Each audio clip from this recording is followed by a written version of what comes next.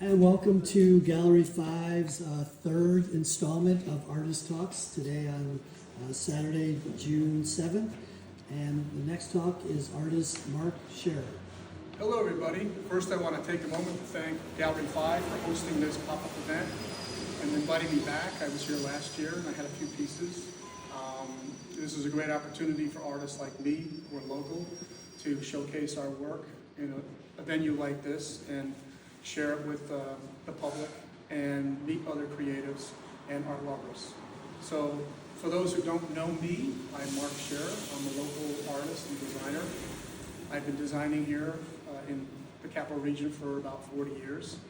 And I was once a lead designer for the Times Union for Hearst Corporation, where I made frontises, weekend frontises, and Preview magazine and other things like that. And I moved on to New York State's largest teacher union. And now I design for them. I do posters and material for promotions and that sort of thing. But, and I live here locally with my wife Donna and my daughter Lindsay, who is also an artist, and she's just recently graduated from the Cooper School in New Jersey. So I do a lot of different kinds of art. I do pastel, I do acrylic, I do oil, I work in graphite, and most recently I've chosen scratchboard.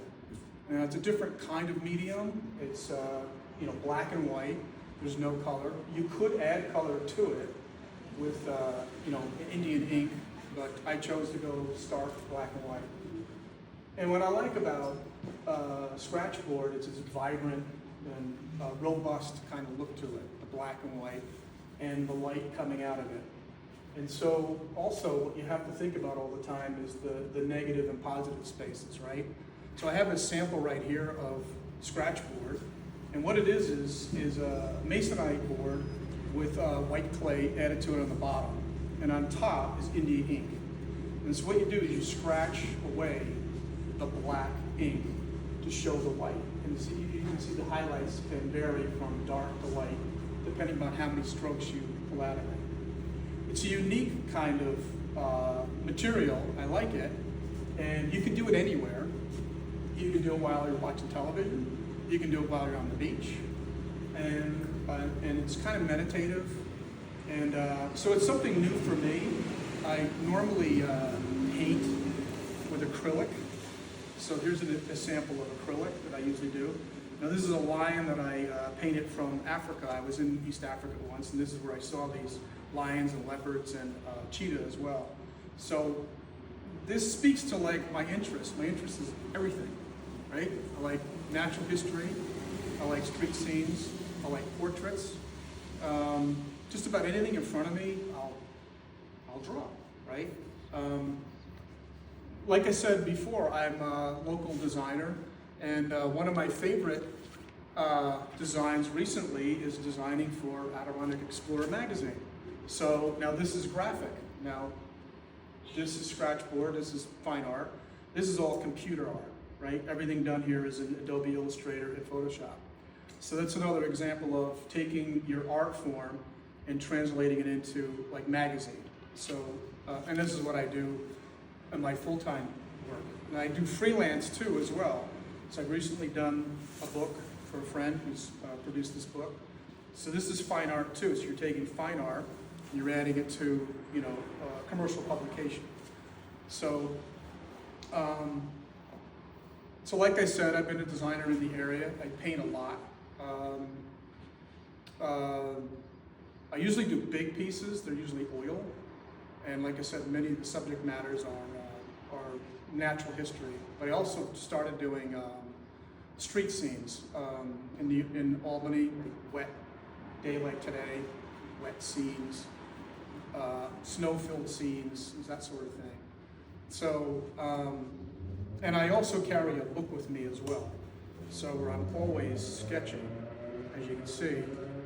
So what's great about having this book is if you're in a doctor's office, for instance, when you're bored out of your mind, I take the book out and I'll sketch subjects while I'm there, right? And so I might use some of these subjects for for a later piece in art, right? So there may be a pose, there may be a gesture that I can catch. So this book comes in handy, and as you can see, what I do is I use pen and ink. What it does is it forces me to be deliberate in the drawing rather than erasing with a pencil. So you just do what you can, and sometimes I make notes. And so this may turn into a painting later on, or it may not, but it's just to keep the creative juices flowing as I'm working throughout the day. These are great pieces too that I've done in terribly boring corporate meetings, right? So, you know, if you're like me, I hate meetings. So what I do is, to prevent me from huffing and puffing and hearing myself do that, I take out my sketchbook and I just start sketching, right? So you can see, you know, that's how I occupy my time. I also do plein air sketches in a moleskin book. So you can see, as I go along, they're just different sketches, whatever comes to mind, right? And so again, these may turn into paintings later. And sometimes I have my subject matter sign. If they catch me, I'll have them sign it. But you can see, here's just a police car in a street. It's all pen and ink with some wash. Here's my accountant. You can see that. While he was doing our accounting, I took the time, the liberty to go ahead and sketch him while he was doing it. A can of SpaghettiOs, right? So you can see I'm always sketching and always trying to come up with ideas. This, I think this is a Troy Street scene here. And again, you know, here's my nephew in a pose. Here's the Hudson. This is the Mohawk River in the springtime. So again, fields, Mohawk River again. I saw this building, very interesting building. This looks like it might be at the train station, right? And again, you know, you can see. So I'm always thinking. I always have a pad with me, thinking about subject matter, interesting light. I go to a sketch club every Tuesday in the winter months. So this is one of the models they did there. This is the late Daniel Green, the great portrait artist. That's a sketch of him while he was teaching. Same thing here. And this is the Mohawk River with the boats. This is done. This is plein air. I just set my easel up and painted it. So something may come of this, right? And so this is how I think. I'm always using the book, always sketching, always coming up with ideas. This is another sketch in Central Avenue in Albany near the Colony line. You can see there's a bridge, beautiful bridge, maybe built in the 30s, I think. Really nice. You have great perspective. Yeah, it's great. And I had people walk by. You know, you have to learn. You're going to get people who stop and chat. So invite them in, have them keep the work. And they're usually pretty safe and civil. So, you know, just go ahead and do it. You invite them in and let them see your world. And just, you know, again, nature is a tree. So this is how I'm thinking when I do these, right? So I have an idea, I have a sketch. I was at the track and I saw these jockeys getting on the horses, and I sketched this in one of these books, right? And so from one of these books comes this piece of art. And so you have to refine what you have here to there. So what I do here is I may have a photograph or a sketch, and then I'll take this sketch, this idea, and put it on like a black board or paper, and I'll have white pencil to sketch out how this is going to look. What do I want to add, and what do I want to take away? And it's the same with this, right? So this is a sketch first on a black paper with white pencil, and I'm sketching out the form with the pencil, right? You want to get the roundness of the horse. You want to get the roundness of the shoulder. You want to get the roundness of the head. You just don't want to just start scraping away and not know where you're going. You're just going to have a dull, flat image if you do it that way. The same here. You're trying to get the curve, you know, you're trying to get the curve of the boot and the roundness of the shirt. The same with the helmet. So you really have to think out scratchboard, much like a painting. It's the same idea. And so it's like I said, I bring another small, here's another small book. I'm constantly sketching. So this is the beach. You can see where, rather than being bored, you can sit and sketch, right? And that's what I do. And so I'm sketching ideas to get more ideas for a painting, maybe a painting. Here's Stephen Lang. Here's a guy that was at Writers Institute. I was driving him around for the day. Very charismatic guy. I sketched him, and here he is speaking. There's a couple other ones in here. Where is it? There's a drawing in here, I think, of William Kennedy, if I could find it. So here's a person on the beach, just sitting there with a hat, right? It's in here. Let's see it. I have a couple of sketches. Oh, here they are. So I was thinking about doing a portrait of William Kennedy, but in his presence, I'm sitting there as he's talking, and I'm continually making sketches of him, and you can see some of his mannerisms, right, as he's talking, and trying to get some of the personality as he's moving his head.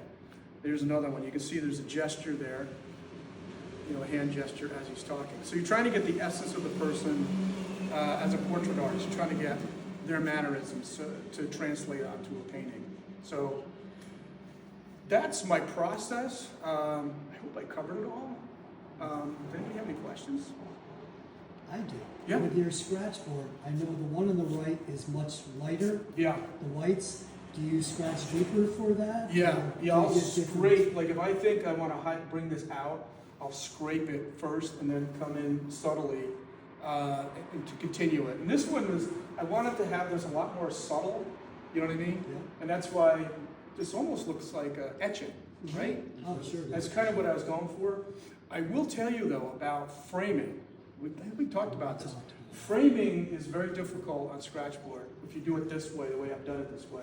I don't think I'll do it this way again, and I'll explain why. Because of the black, right, in the gray and the black, it's inevitable that you're going to get a little piece of fiber, a little piece of dust. I must have framed this one 15 times, really, right? So I had air canisters, I had everything, and no matter what I did, when I put it all together, there would be like a fleck of fiber or something in there somewhere. So I think I'm going to go, when I do more of these, I think I'm going to find a way to mount them on the outside and then seal them somehow, let them sit maybe a little bit like 3D. That's a problem, I will tell you that. So this is still kind of fresh and understanding Scratchboard, but I'm getting there. I'm really trying to figure it out. But I don't think I'm going to do it this way again. I hope that helps, Oh, right? yeah, it absolutely does. And Yeah. it seems very unforgiving. It's very unforgiving. You have to calculate where you're going with Scratchboard. Like I said, that's why I draw it out first. Like, you could over scratch one area. You could add more India ink, but you're going to be fighting it. You're gonna lose. So you really got to think out precisely where you're going, right? This one seemed to be easier for me because what my reference, my drawing and some photos, I really had this one down. I really knew where I was going with that because I had lots of big areas where I scratched out. This one was a little more difficult because you're trying to show through highlight form, and that was a little bit difficult. But I still had fun doing it, and it's a medium I really like, and I think I might do more of it. So I hope that answered your question. How long does it take you to build these? That's a good question. This one probably only took me, I'm guessing, a couple of days, right? This one may have been a week or more. Depends. If you're going steadily, this may only take a couple of days if it's full days. But I'd say this probably took me a week on and off. And what's great about Scratchboard and any other medium is that you can do it anywhere. Right. You can do it while you're watching television. You can do it while you're listening to the radio. You can do it on the beach, whatever. That's what's really great about this. It's portable. And I really still like, even like how this photo complements this so well, right? It's kind of echoing the same value, right? And that's what I like about it. And there's ways to get grays in black. And I'm really experimenting with that too, to get it to almost look like a photo. It's gonna take a little bit of work, but I'm getting there with that. And that's why I'm really excited about this new art form that I'm doing now. But as I said before, I do pastels, I do oils, I do acrylics, I do some sculpting. There's almost nothing I don't like doing. Oh, I've even started doing little nostalgic models, right? Does anybody remember Elkins on Central Avenue, the burger joint? Yes. You remember it? What's it called? Googie art? Googie art. I didn't know. Googie art is like the Las Vegas sign in Las Vegas. That's Googie art. Oh, really? It's very specific to the 1950s. I'm even beginning to do that now, like build little models, right? So where did that come from? 100 years ago, I used to build models for commercials, right? I was the guy we called to build a model of a thing, a stand or whatever it is. I used to do backdrops for commercial backdrop pieces too. I mean, I had a varied career in art. It's been amazing. So I used to build models for commercials. And then it would put in like the smoke and the haze, and it would pull back, and it would look like a little eatery or a diner or something like that. So I did that a long time ago. So now it's coming back. So I'm beginning to think about using that as art, right? So the difficulty that for me that's going to be though is when I make it and I submit it to a gallery, I'm worried they're going to look at that as like, oh, this is model making. No, this is art. This is art. This is a sculpture.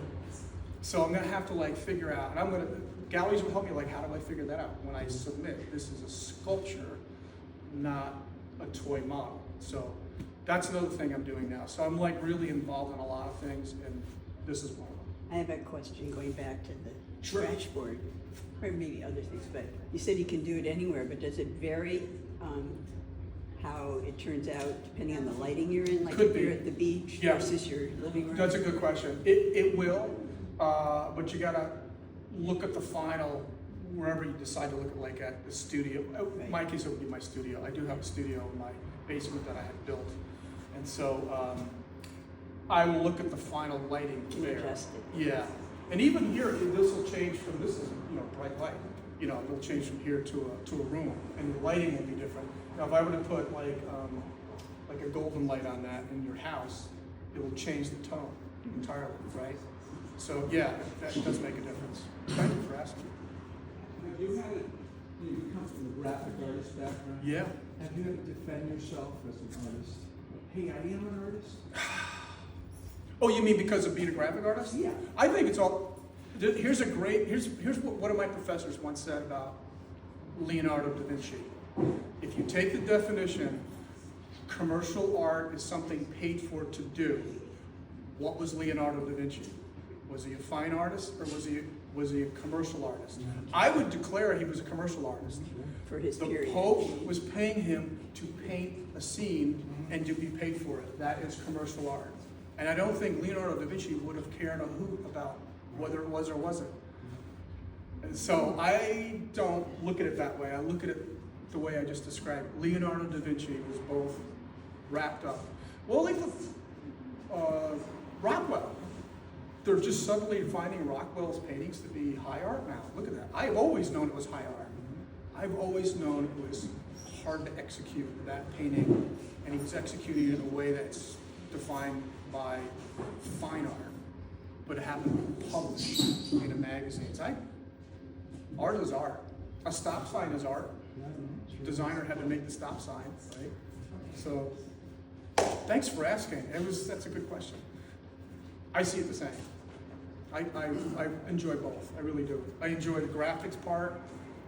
I enjoy the fine art part, the sketching part. There's none of it I don't enjoy, and none of it I don't appreciate. Everything in this room is beautiful art. Everything. And that's just how I see it. So I hope that answered your question. That's beautiful. Again, I want to thank Gallery 5. This is a great opportunity for artists to showcase their work, and they're doing a great job, and I'm rooting them on. Thank you. Nice.